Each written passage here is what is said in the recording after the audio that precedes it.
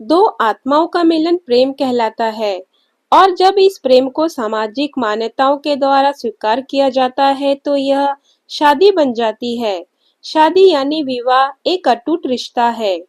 जीते जी लोग इस रिश्ते को निभाते हैं, लेकिन कुछ ऐसे भी जोड़े हैं जो मरने के बाद भी अपने जीवन साथी का साथ नहीं छोड़ते।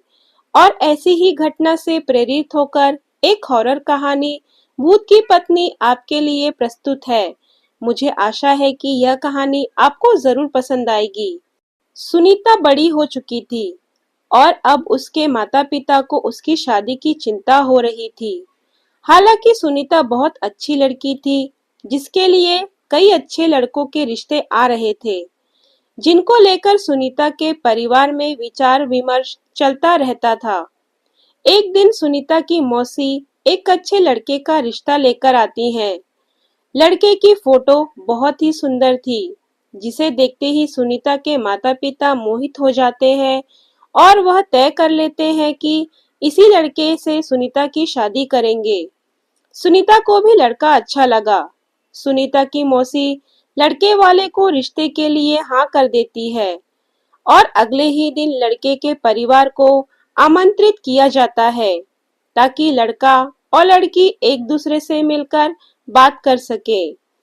अगले दिन जैसे ही लड़के वाले आते हैं, सुनीता की नजर लड़के पर पड़ती है और वह पहली नजर में ही उसे अपना दिल दे बैठती है। सुनीता के घर में लड़के वालों का जबरदस्त स्वागत किया जाता है। दोनों परिवारों के बीच में रिश्ते की बात तय होती है। दोनों की धूमधाम से शादी कर दी जाती है। शादी के बाद लड़का सुनीता को लेकर शहर चला जाता है। शहर में वह कंपनी के मकान में रहता था। दोनों की शादीशुदा जिंदगी खुशनुमा चलने लगती है।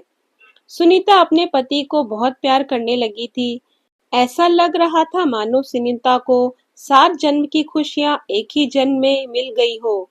एक दिन सुनीता और उसका पति फिल्म देखने थिएटर जाते हैं।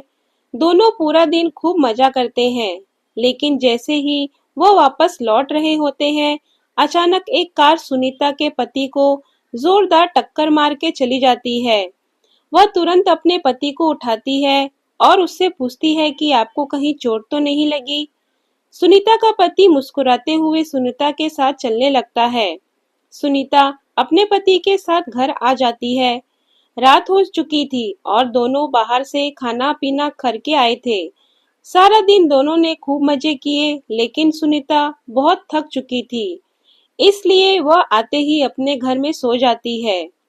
सुबह उठते ही वह अपने पति के लिए चाय नाश्ता बनाती है और अपने पति को उठाने जाती है, लेकिन वह पहले से ही जगा होता है। सुनीता अपने पति के सामने चाय नाश्ता लाकर रख देती है और अपने काम में लग जाती है। कुछ देर बाद जैसे ही सुनीता वापस आती है, तो चाय और नाश्ता वैसे ही रखा होता है। सुनीता के पति ने उसे हाथ तक नहीं लगाया था। वह अपने पति से बोलती है, अगर आपको चाय नहीं पीनी थी तो आप मना कर देते, बर्बाद क्यों करवा दिया। सुनीता का पति कहता है, कोई बात नहीं, मेरे लिए खाना मत बनाना, आज मेरा मूड नहीं है। सुनीता का पति तैयार होकर अपने ऑफिस के लिए निकल जाता है। सारा दिन सुनीता अपने घर में काम करती और अपने पति का इंतजार करती रहती। 2 दिन गुजरते ही सुनीता के घर के दरवाजे पर कोई आवाज लगाता है। सुनीता दरवाजा खोलती है। सामने उसकी कंपनी का चौकीदार खड़ा होता है, जिसमें सुनीता का पति काम करता था। चौकीदार सुनीता से पूछता है, मैडम, 2 दिन से सर ऑफिस नहीं आए हैं, उनकी तबीयत तो खराब नहीं है, मुझे मैनेजर साहब ने भेजा है। सुनीता को आश्चर्य होता है, क्योंकि उसका पति तो रोज तैयार होकर ऑफिस के लिए निकल जाता था। फिर वह ऑफिस कैसे नहीं पहुंचे।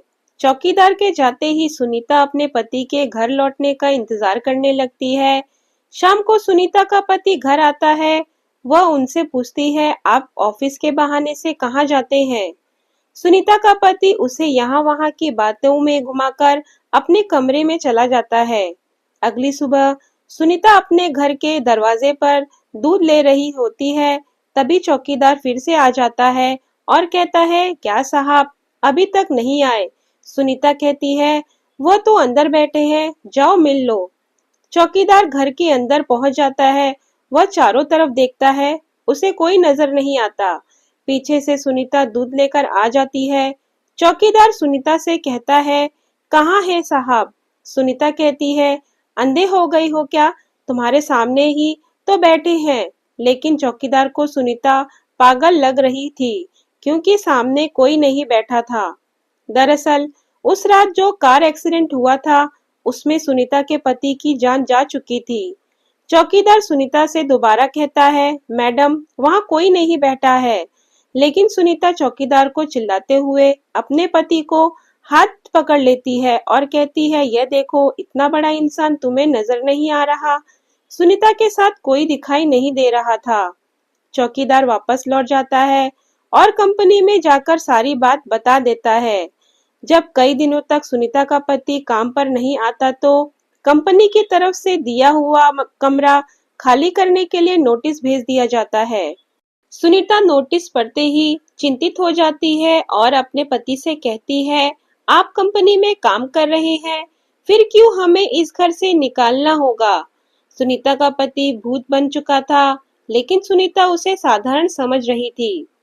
उसी शहर में एक पुराना घर था जो कई सालों से बंद पड़ा था और वहां कई भूतिया आत्माएं रहती थी।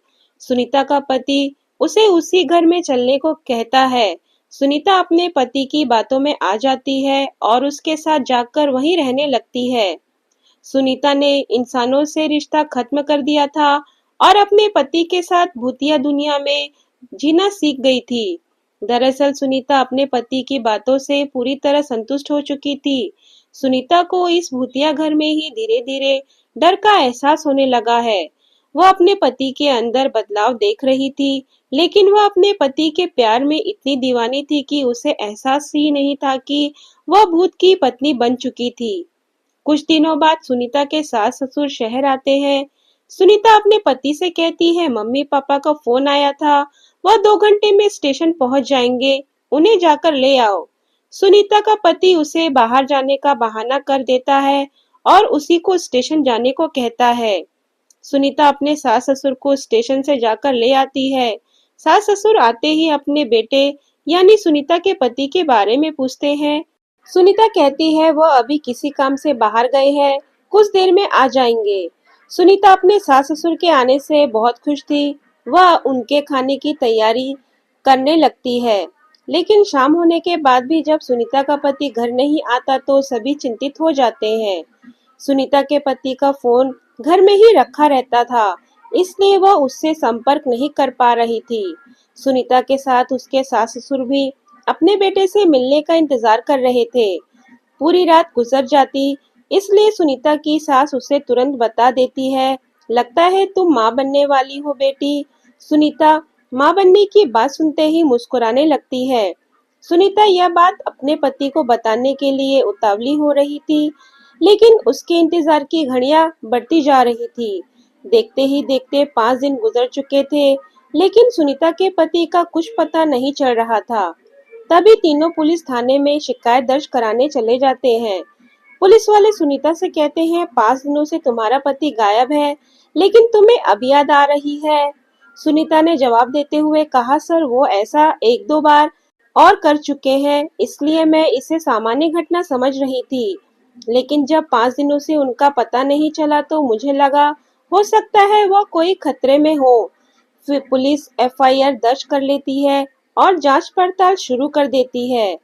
पुलिस की तहकीकात शुरू हो चुकी थी और 2 दिनों में ही पुलिस को सुनीता के पति की सच्चाई पता चल जाती है और पुलिस वालों की बात सुनते ही सुनीता और उसके सास ससुर के पैरों तले जमीन खिसक जाती है। पुलिस के अधिकारी कहते हैं कि आपके पति तो 3 महीने पहले ही कार दुर्घटना में मर चुके हैं और लावारिस समझकर उनका अंतिम संस्कार भी नगर निगम के द्वारा कराया गया था, जिसकी रिपोर्ट सरकारी अस्पताल में मौजूद है। फिर आप कैसे कह रही हैं कि वह 5 दिनों से लापता हैं? लेकिन सुनीता यह बात मानने को तैयार ही नहीं थी, क्योंकि वह अपने पति के साथ 3 महीनों से दाम्पत्य जीवन गुजार रही थी और उसी के चलते वह गर्भवती भी हो चुकी थी। सुनीता पुलिस से अपने बच्चे का जिक्र करती है। जैसे ही पुलिस को यह बात पता चलती है कि उस मरे हुए इंसान का बच्चा सुनीता के गर्भ में है, तो वह सुनीता से कहती है, आप बच्चे का चेकअप करवा दीजिए। उसके डीएनए रिकॉर्ड से हमें पता चल जाएगा कि यह बच्चा आपके पति का है और उनके मरने के बाद यह आपके गर्भ में आया है।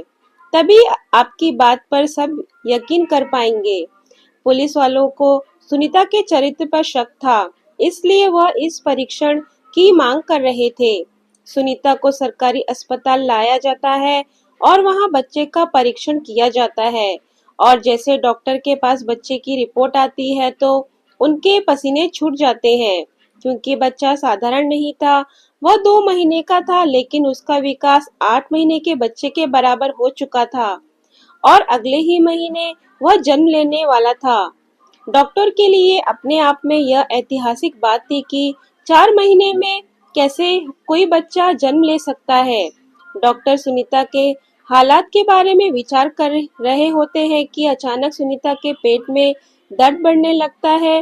डॉक्टर सुनीता के इतने जल्दी बिगड़ते हुए हालातों को समझ नहीं पा रहे थे।